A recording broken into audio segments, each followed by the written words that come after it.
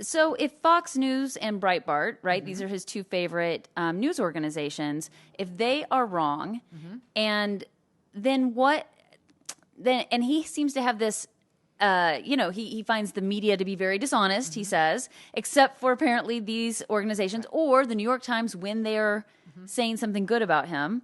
How do we suss that out? Like I don't understand why he's not turning on them. They have made him look foolish. But they've consistently made him look good. I mean, you've got to remember, narcissists are very good at figuring out like where their alliances lie. I mean, again,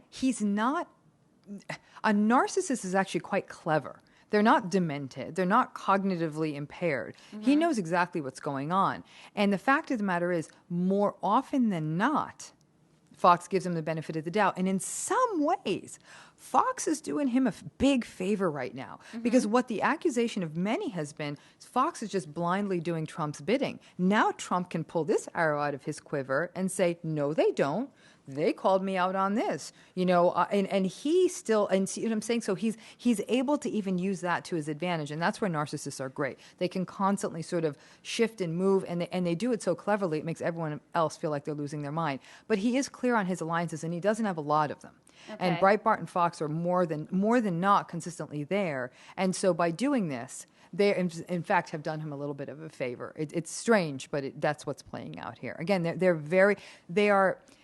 clever. They're clever like a fox kind of thing. And so it's not, again, I think that's what people are thinking, that there's a kind of a black and white idiotic stupidity to him. Quite the contrary. Quite the contrary. I give him a lot of credit for being quite smart, but I mean, not in a way I value, but it's manipulative smart. But is it self-aware? That's what I'm most...